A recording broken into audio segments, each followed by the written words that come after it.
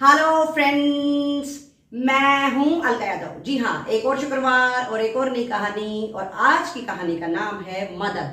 ये कहानी है एक जौहरी और उसके परिवार की। एक बार क्या हुआ कि जौहरी की किसी बीमारी के कारण मृत्यु हो चुकी थी और उसके परिवार में उसकी पत्नी और उसका बेटा था। उसका बेटा स्कूल में पढ़ने जाया करता था, बहुत ज्यादा बड़ा नहीं था। एक दिन क्या हुआ कि उसकी माँ ने लड़के को एक पोटली देते हुए कहा कि इसमें कुछ गहने हैं और मैं तुम्हें एक पता बता रही हूँ, उस दुकान पे जाकर इनको बेच कर आ जाओ। वो हमारे रिश्तेदार हैं, उनको सारी हमारी बात बताना, हमें रुपयों की बहुत ही ज्यादा जरूरत है। उसके बाद उस लड़के ने उस पोटली को लिया और माँ के बताए हुए जगह पर वो चला गया, एक जौहरी की दुकान पर, जो कि उनके दूर के रिश्तेदार थे। और जैसे ही बच्चे ने जाकर वहां पर उनको गहने दिखाए, जौहरी ने एक नजर में ही परख लिया कि वो सारे के सारे गहने थे वो नकली थे। उसके बाद जौहरी ने तुरंत ही लड़के को कहा कि तुम ऐसा करो, इस पोटली को वापस अपने घर लेकर चले जाओ और अपनी माँ को बोलना कि इन गहनों को वो संभाल कर रख दे। अभी बाजार मंदा है, जब इनके अच्छे रेट मिलेंगे तब मैं तुम्हें बता दूंगा, तब इन गहनों को तुम वापस लेकर आ जाना। और हाँ, तुम अपनी पढ़ाई की बिल्कुल चिंता मत करना, तुम्हारी पढ़ाई का खर्चा ध्यान मैं रखने वाला हूं। और आज से तुम हमेशा आराम से स्कूल जाओ, खूब पढ़ाई करो और कोई भी तुम्हें परेशानी दिमाग में डालने की जरूरत नहीं है। हाँ, लेकिन केवल इतना काम करना कि तुम स्कूल से आने के बाद 2-3 घंटों के लिए मेरी दुकान पर काम करने के लिए आ जाना, ताकि तुम मेरा हाथ बटा सको। उसके बाद लड़का वहां से चला जाता है और वो सारी बात अपनी माँ को बताता है। उसकी माँ को ये बात पसंद आई और उनको भी बहुत अच्छा लगा कि हमारे रिश्तेदार इतने अच्छे हैं, उन्होंने भी अपने बेटे को ऐसा करने के लिए कह दिया।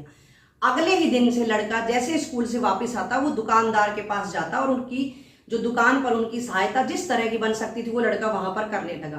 धीरे धीरे दिन बीतने लगे, काफी वो लड़का जो था वो बड़ा हो चुका था। उसके बाद उसको पूरी तरह से समझ हो चुकी थी, वो भी गहनों के बारे में पूरी तरह से जानकारी अपने रिश्तेदार से हासिल कर चुका था। उसके बाद धीरे धीरे काफी दिन जब बीत चुके थे, तो जो जौहरी था उन्होंने कहा कि तुम वो गहनों की पोटली ले आओ, अब बाजार बहुत ही ज्यादा तेज है, तुम्हें उनके अच्छे रेट मिल जाएंगे। उसके बाद लड़के ने अपने घर में जाकर अपनी माँ से वो पोटली मांगी और माँ ने तुरंत ही उसको पोटली लाकर दी। जैसे ही लड़का वहां चलने लगा, उसने सोचा क्यों ना मैं ही देख लेता हूँ किस तरह के गहने इसमें हैं। जैसे ही लड़के ने वो पोटली खोली, उसने देखा कि सारे के सारे गहने नकली थे। और अब वो जो बच्चा था, उसके दिमाग में जो पहले कई सालों वाली बात थी, जो रिश्तेदार ने पोटली नहीं ली थी और वापस भिजवाई थी, वो सारी दिमाग में घूम चुकी थी, उसको सब कुछ समझ आ चुका था। लेकिन उसने फिर भी तय किया और वो तुरंत ही पोटली लेकर वो अपने जो रिश्तेदार थे उसकी दुकान पर वापस आ गया। और आते ही उन्होंने वहां पर पूछा कि मुझे वैसे तो समझ आ चुका है, लेकिन मैं आपके मुंह से सुनना चाहता हूं कि आपने मुझे उसी दिन ही क्यों नहीं बता दिया था कि सारे के सारे गहने नकली हैं।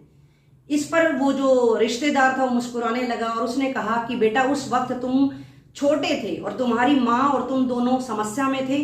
अगर मैं उस दिन तुम्हें ये बात कहता तो तुम्हें दो बातें लगती, या तो मैं इनके पैसे तुम्हें देता तो तुम्हें लगता कि कम पैसे दिए हैं, हमारा फायदा उठा रहा है, या अगर मैं तुम्हें ये नकली कह देता और कुछ भी इनके पैसे तुम्हें नहीं देता तो तुम्हें उस समय ये लगता कि हमें जो अभी हम समस्या से जूझ रहे हैं, हमारे पिताजी अब नहीं रहे, उस समय मैं तुम्हारी मदद करने के लिए तैयार नहीं हूं, तुमसे नजर चुरा रहा हूं, तुम्हारा साथ नहीं देना चाहता हूं। इसलिए ही मैंने ये तय किया कि ये पोटली तुम्हारी मैं संभलवा कर रखवा दूं। साथ ही तुम्हें भी मैंने दुकान में इसलिए ही रखा था ताकि तुम एक दिन खुद समझ सको कि ये गहने कितने कीमती हैं, या फेक हैं या नकली हैं। उसके बाद उस बच्चे को सब समझ आ चुका था। उस बच्चे ने दिल से बहुत ही ज्यादा उनको धन्यवाद किया और उनको कहा कि आज मैं आपकी वजह से ही इस काबिल बन पाया हूं। उसके बाद वो घर लौट गया और घर जाकर उसने अपनी माँ को बताया और उसकी माँ भी बहुत ही ज्यादा खुश हुई और दिल से दुआएं देने लगी। तो देखा दोस्तों, इस कहानी का सिर्फ और सिर्फ एक ही उद्देश्य कहिए, औचित्य कहिए या शिक्षा कहिए, कि केवल और केवल यही है कि आप दूसरों की मदद करते रहें। और हमेशा कहूंगी, हमेशा मदद रुपयों पैसों की नहीं होती है।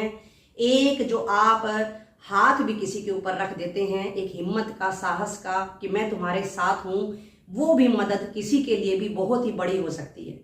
आप हमेशा याद रखें कि लोग हमेशा कहते हैं कि तुम संघर्ष करो, हम तुम्हारे साथ हैं, लेकिन लोगों को ये नहीं पता है कि तुम अगर साथ होते तो संघर्ष करना ही नहीं पड़ता।